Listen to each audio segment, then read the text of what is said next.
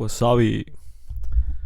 Okay, well, today we're gonna do it in English because by popular demand, we're gonna switch over to English a little bit.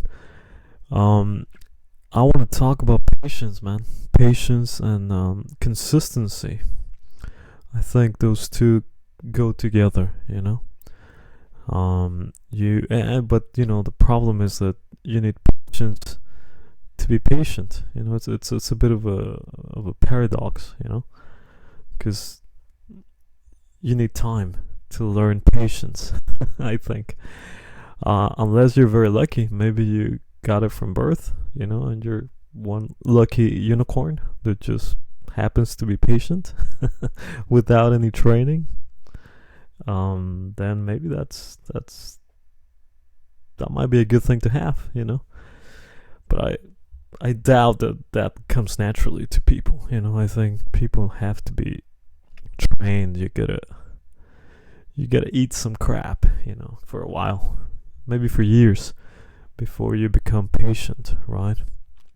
So, well, I'll share a little bit about my experience without giving too many details because some things just cannot be shared, unfortunately. But yeah, so all I can say is that after years of waiting for the sun, I like to use cheap metaphors, okay? Because sometimes I don't want to delve too deep into things that are hard to explain and that you don't really need to know anyway. So yeah, after waiting for years, I would say around at least 14, 15 years, yeah, for things to get better, or at least to become somewhat normal.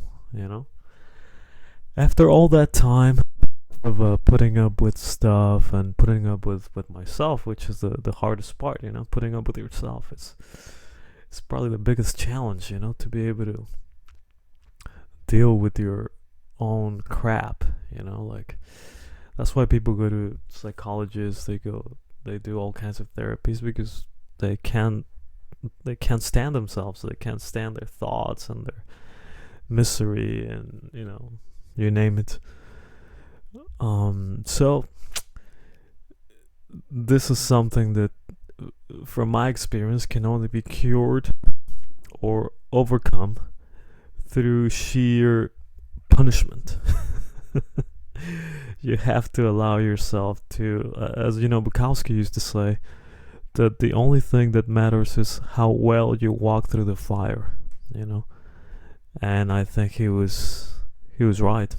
Even though he was a drunk, and he was well, maybe you might not agree with his points of view because he was quite controversial, I would say, but he was very honest, and it's hard to find honesty in literature, I think. But anyway, that's a different matter. But the point is that how well you walk through the fire, man. And also the fire, just like when you cook, the fire will reveal who you are. You could say it can change you, but it reveals who you are. So maybe you didn't know who you were until you had to be in the frying pan for a while. And then your true colors came out. So that's my point of view. I think you have to allow yourself to suffer with courage. Don't just suffer purposely. Don't suffer without any purpose. Otherwise, well, that's very stupid, I would say. If you're gonna suffer with dignity, man, and with hope. Like I know people don't like to talk about religion, but like Jesus, Jesus, he said, well, I don't want to die on the cross. If he can, when he was talking to his father, he said, if you can avoid this, if you can allow me not to go through this bitter moment, I would much rather not do it. But if it's your will, I will do it. So he took it like a man. And that's very important. to take it like a man. Don't There are things you cannot avoid, and if you try to avoid certain things, you're gonna have they will come back. You know, they will come back to bite you, as my teacher used to say. They will come back, and so you just have to deal with it, man. It's like when you're, it's 3 in the morning maybe, and you need to pee, usually pee, and you keep postponing it, and in the end it gets worse. You just have to do it, man. There's certain things you have to do, and it's good. In the end, it's good for you. It doesn't feel good while it's happening to you, It feels terrible, maybe, but it's a necessary evil, right? So I encourage you to suffer a little bit, and to not to say that I'm a martyr or that I'm the best example of anything, but I do have patience, man, and I thank the Lord or the universe for having allowed me to grapple with myself for so many years, until I found the right key.